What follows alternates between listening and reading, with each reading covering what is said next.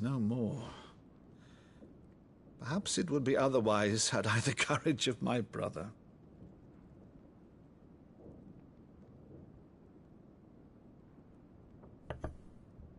All right, if it's a ship you require, a ship you shall have.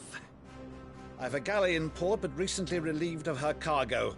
She can be outfitted for the voyage in a matter of weeks. So you believe us, then? About everything? Believe you? Ha! Only a fool would believe even half of the things you claim. But until tonight, only a fool would have believed my nephew still lived. And besides, I have it on good authority that Clive is telling the truth. Whose authority? Your own, of course. You've always been a terrible liar. Is that true? It's not untrue. Let's say no more about it, eh? It wouldn't do to linger on my nephew's greatest failing.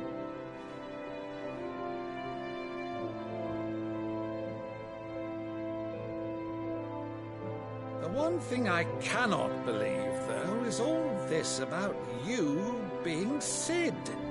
You were always such a good boy, but now you're quite the outlaw. Which, if I'm not mistaken, would make me an outlaw's uncle. Right then, who shall we pillage first? Rutherford, fetch me my cutlass. This will be fun.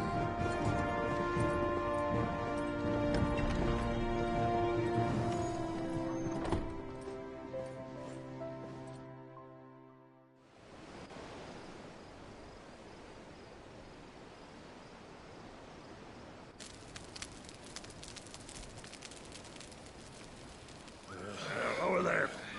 Go on. She's a fine ship, isn't she? Once outfitted, she'll bear us across the boiling sea to Drustinus in the space of 3 days.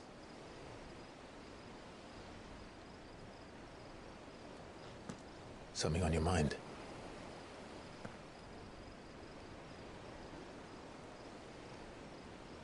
Monsters. When I served the Iron Kingdom, I did so because I saw no other choice. Because once they learned that the lash would not move me, they turned it on those who could.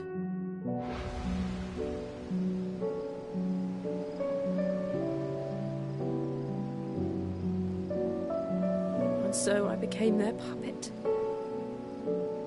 I let them pull my strings, telling myself it was not my hand that swung the sword, but another's. I removed myself from the truth so I wouldn't feel the pain it caused.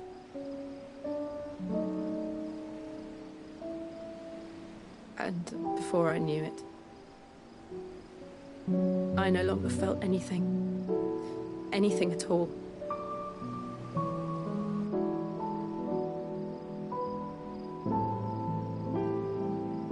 I had become a monster. Jill.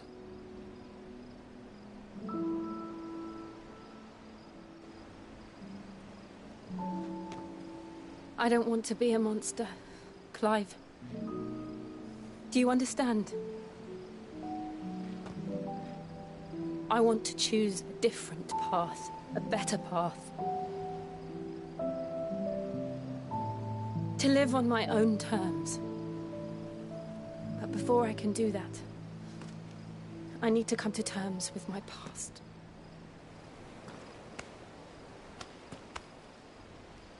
And when you do, I'll be standing there with you, just as you stood with me.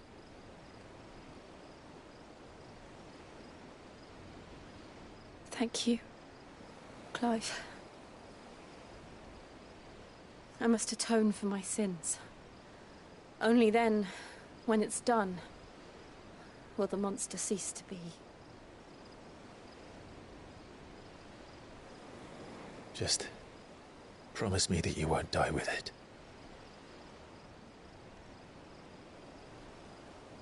Now, let's get some sleep. The journey back to Benamir is long, and there is much to tell the others.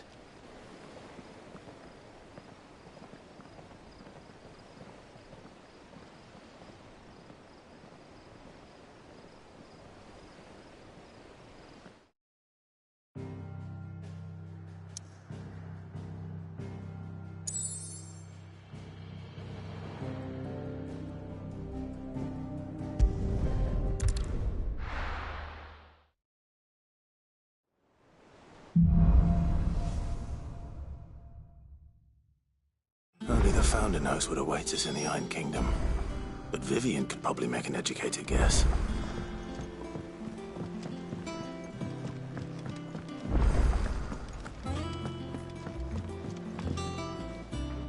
I didn't take you for a scholar, Ivan. Oh, this? Well, it's Valisthea, a culinary pilgrimage. I borrowed it from old tomes. Seems there's no creature in the realm so foul it can't be cooked up into something delicious. Think I'll stick to the unfoul ones, thanks. Oh, where's your sense of adventure, Sid? Honestly, one glance at these recipes, and even you would trade in your sword for a butcher's cleaver. From spit roasts to sweetmeats, this book has them all. What I wouldn't give to bring these recipes to life. If it's my blessing you're hoping for, then by all means. Well, I'm no hunter, Sid. The first tunnel worm I came across would be the death of me. But you're made of sterner stuff.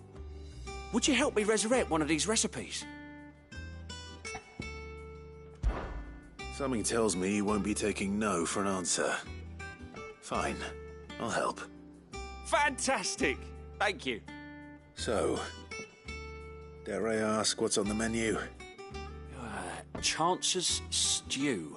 It was once a favourite among the gourmands of Oriflamme, if the author is to be believed. Though Molly's never heard of it. The only problem is that while the recipe is extremely detailed in most respects, it's infuriatingly cryptic as to the main ingredient. A beast, no doubt. Most likely something that would make easy work of a simple cook with more broth than brawn, but unwanted violets. I've no idea what they might be. Does the book say anything else? Well, only that the sweetest violets sprout atop the bed of roses. Roses. Rosaria, perhaps? One of the butchers in Martha's Rest might know something. I'll ask next time I'm there.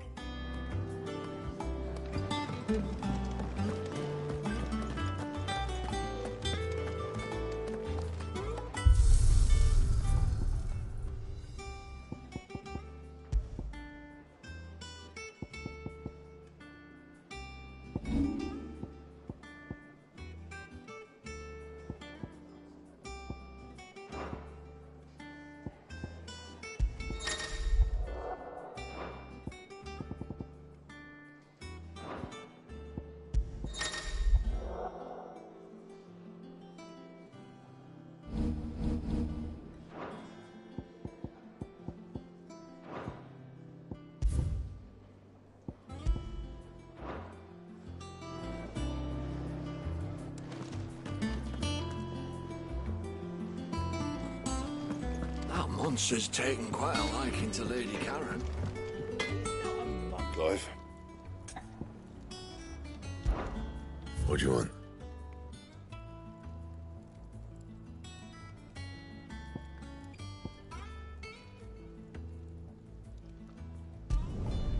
No scratches, all right?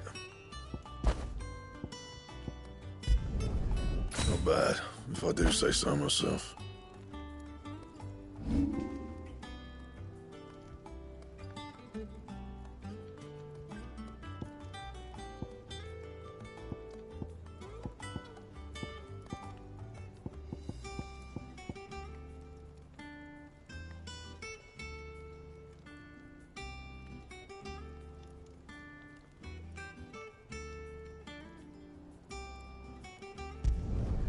You can thank me later.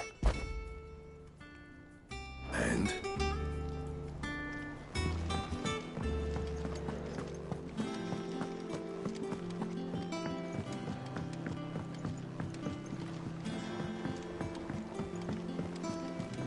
could have sworn we had a few more. Typical nobles. How did we never There are hear new about these villains Guardians being of the posted Flame? Clive! Oh, am I glad to see you? Is something wrong? It's Blackthorn. He ain't himself. And if I'm honest, he ain't been for a while.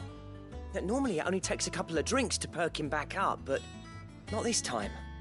Something's getting him down. And whatever it is, he ain't telling. It's like he's lost his spark, you know? He's barely got enough fire in his belly to get the ump about stuff. But I'm thinking he might if we both bent his ear, because he respects you, innit? So, what do you say?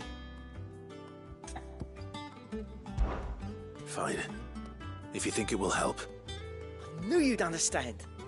But if he doesn't want to talk, we let him be. He'll open up when he's ready. All right. Now, he'll only smell a rat if we both turn up at once. So, I'll go first, and you can meet us at the forge. Wait a bit, then head over when you're ready.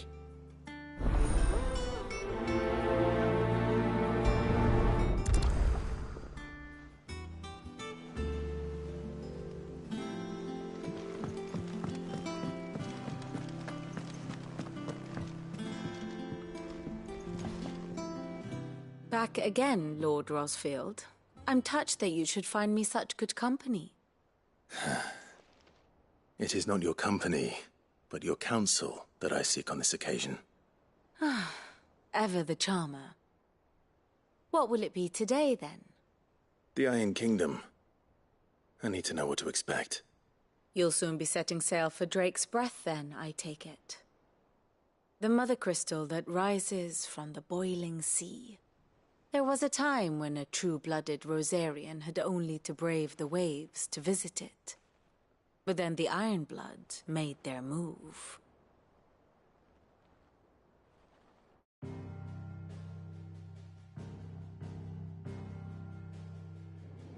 As you know, the Iron Kingdom rules over the islands to the west of Storm. Or rather, its church does. But this is not the pragmatic approach to state religion employed by the Holy Empire to manipulate the masses. No, the Iron Kingdom is the literal embodiment of the crystalline orthodoxy. And so, if one is to understand it, one must start there.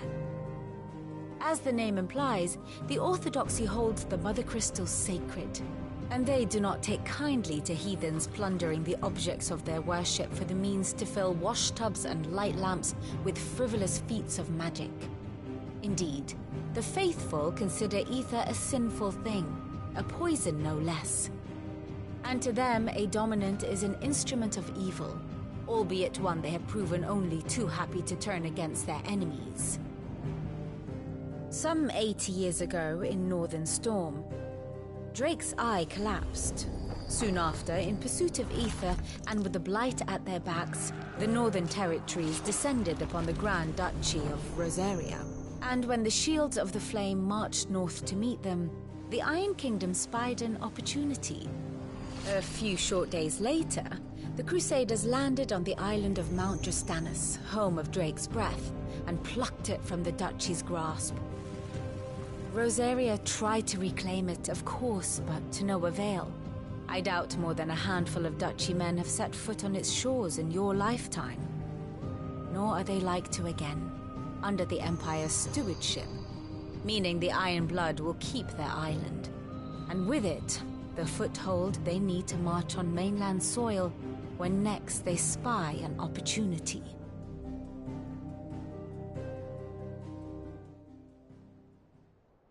The Mother Crystal is both the object of the Iron Blood's worship and their gateway to the continent, making Drustinus the holiest of holy grounds, from which the Orthodox Crusade shall one day sail forth to claim the remaining Mother Crystals, or die trying. My father and my grandfather both traded blows with the Iron Blood for control of Drake's Breath. Had things unfolded differently at Phoenix Gate, we would have sent our entire fleet against them. But instead, they sent their fleet against Rosaria, sacked the capital, killed the men, and captured the women, including Jill. I'd say you'd be forgiven for wanting a little revenge, Clive. My only aim is to destroy the Mother Crystal. But thank you all the same. Not much else to do here. Let's see if Jill's ready. Ah, my favorite pupil. I have the details here.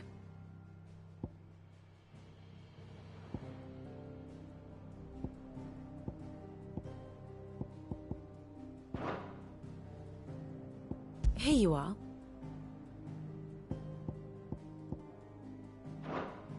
Thus ends today's lesson.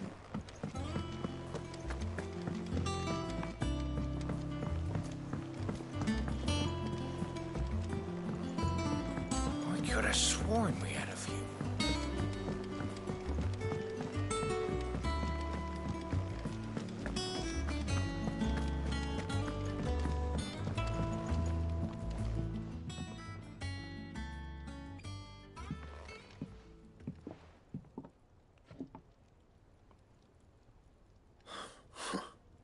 First August, and now you.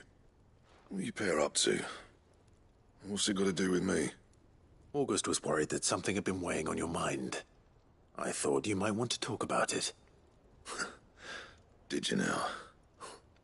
I told you not to stick your nose in my business. What'd you go and do? Clive just wants to help, innit? What's so bad about that? Talk to him. You never know, you might feel better for getting it all out in the open. Please, mate. I'm worried about you. Phil shut you up. It's nothing, really. Stupid. Not the sort of thing you bother people about. Why don't you tell us all the same?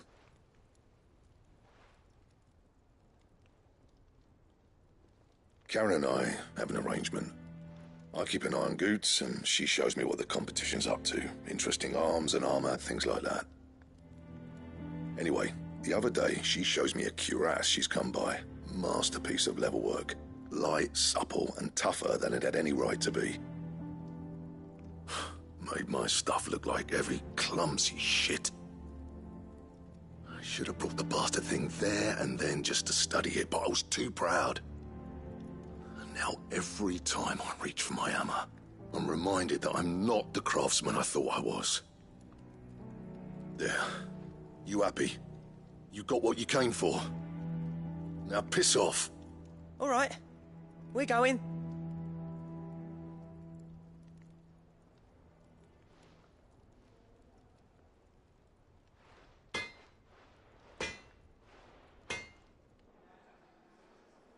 I always thought of old Blackthorn as a bit of a force of nature.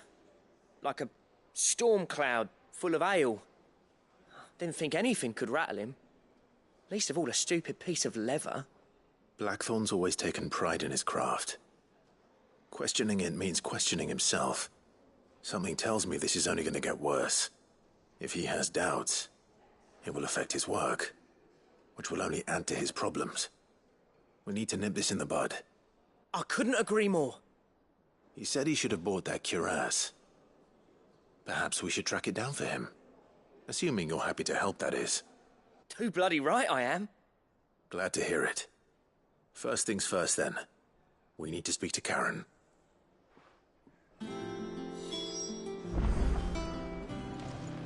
That monster's taken quite a lot. Karen, do you have a moment? Blackthorn mentioned that you'd recently come by a leather cuirass. An exquisite example of the craft, from what he told us. And he ain't been himself since he saw it. So we thought we'd buy it for him. Sorry, sold it already. Didn't think Blackthorn cared for it the way he turned his nose up. But it was nicely put together, that's for certain. Even if the bloke who made it is a bit of an odd one. Happened across him on my travels. Makes all his stuff to order, but the fella who commissioned it refused to pay. He didn't like the colour of summit. So I took it off his hands for a fair price. You don't know where we might find him, do you? Like I said, he's a bit of an odd one. Doesn't even have a workshop. He doesn't trust hunters neither, which means he spends as much time out tracking beasties as he does working their hides. I see. He did tell me something, though. Apparently, his next commission's for a set of griffin hide greaves. Here, there's a griffin on the hunt board. The curse breakers were placing bets on who'd bag it. Now, where the bleeding hell was it sighted? Somewhere in Sambrec, maybe... Care Northern, that was it. Thank you, Karen. We'd be lost without you. At least you admit it. So, it sounds like going after that griffin might be the best chance we have of finding our roaming leatherworker. I'll leave the hunting to you if you don't mind. While you get on with that, I'll ask around the markets. See if I can't sniff out who he is and where he's hiding. Good idea. Hopefully one of us will be able to track him down.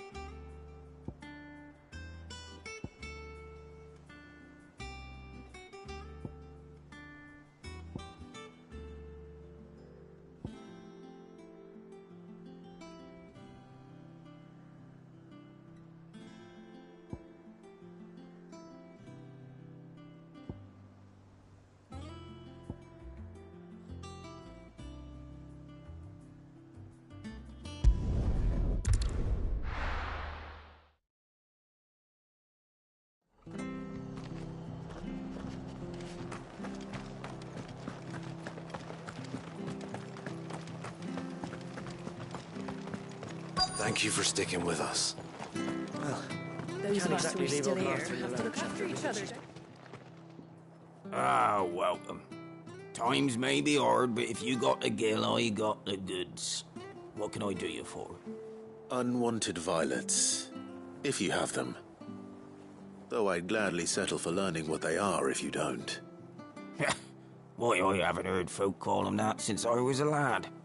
You're looking for scorpion tails. Unwanted violets is what folk used to call them back in the day. They turn a wicked purple when you boil them up, hence the name. Used to chuck them in the pot when there weren't nothing else on offer, and there was a war on, that sort of thing. Thankfully, times aren't yet as hard as that. And even if they were, you wouldn't find anyone selling them these days. Do the scorpions still live nearby? I dare say they do.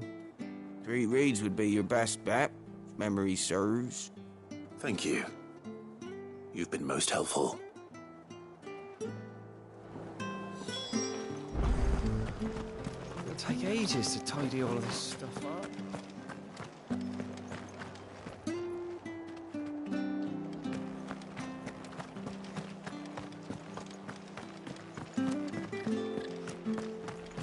stay sharp.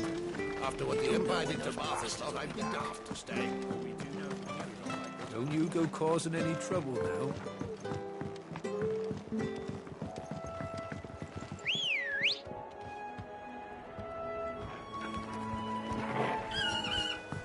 Let's go. Run like the wind.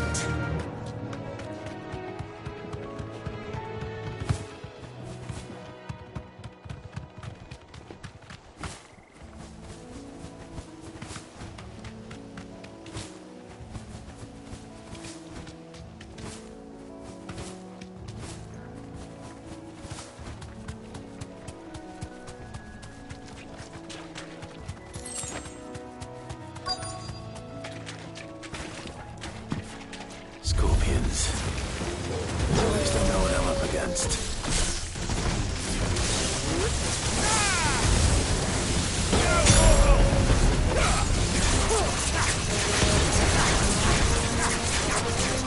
This one.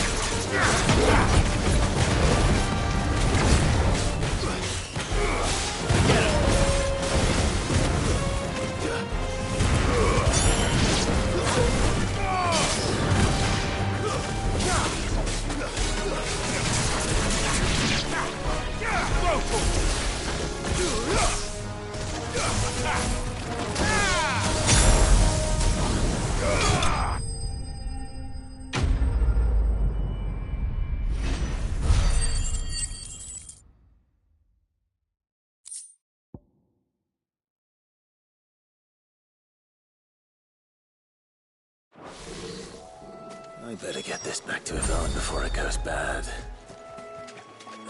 Or any worse, at least.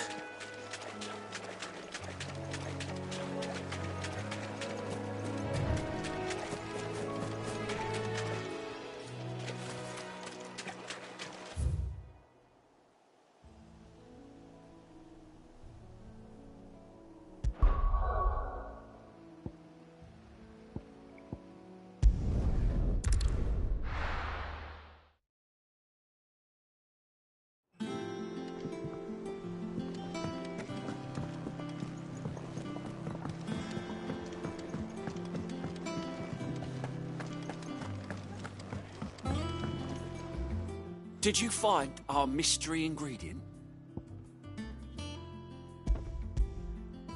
I did indeed.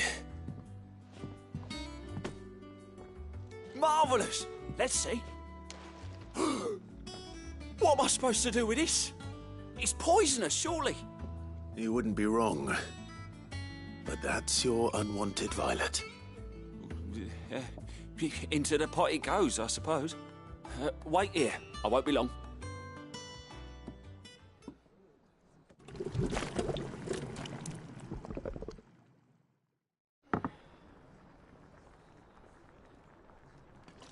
I present Chance's Stew, risen once again from the ashes of obscurity. Grab a spoon, Sid. Let's eat while it's hot. I'm, not hungry. Well, it'll be too late once I've licked the bowl clean. Your loss.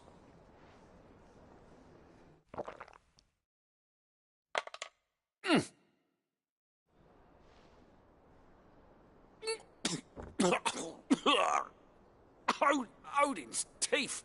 What an assault on the senses. It's like choking on swamp water. And yet, up through the pungency, there rise complex, meaty notes. It takes a moment to recover from such an onslaught of flavours, but never have I tasted anything so fine.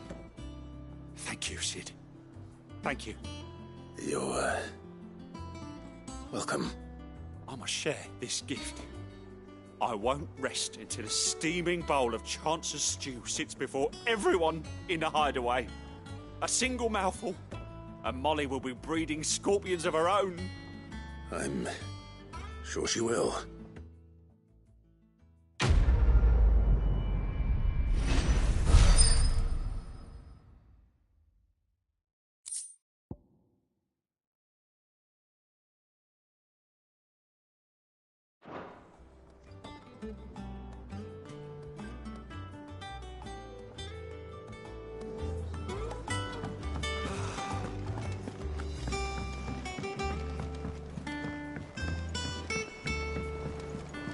I could have sworn we had a few more.